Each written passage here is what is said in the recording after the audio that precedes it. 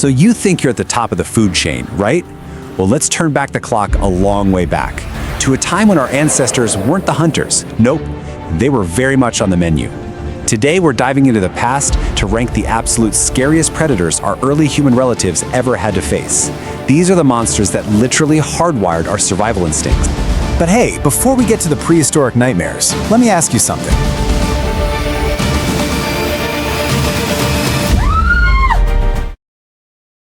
What's the biggest, scariest thing on your plate today? Is it a big presentation at work? A deadline that's just looming over you?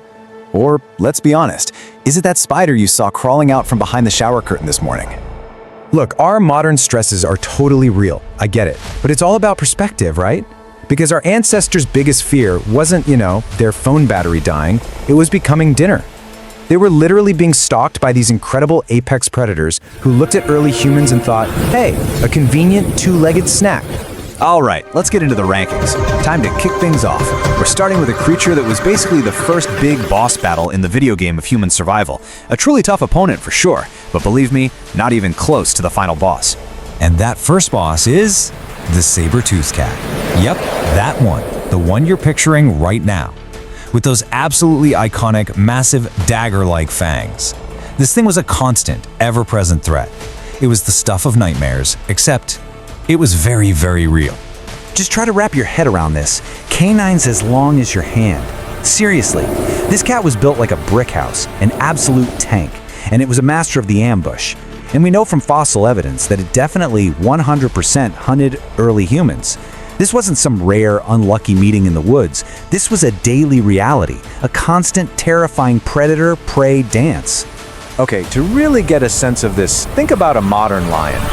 King of the jungle, fast, powerful, works in a pack. Impressive, right? But the saber-tooth, totally different beast. It was heavier, way more muscular, a lone brawler designed to just overwhelm its prey in an ambush with one single catastrophic bite. A lion? You respect it. The saber-tooth, that thing was the stuff of legends and pure absolute terror.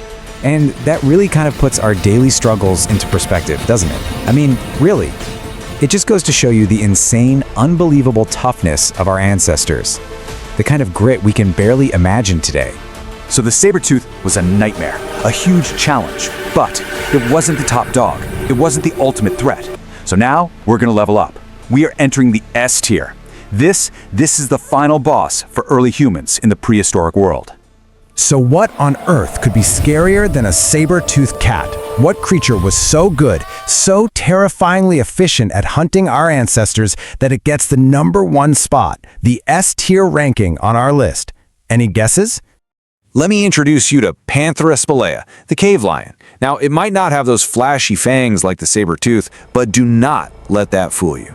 This was, hands down, one of the biggest, baddest cats to ever walk the planet. Period. What made this thing so scary was just its raw size and pure deadly efficiency. We're talking up to 25% bigger than a modern African lion.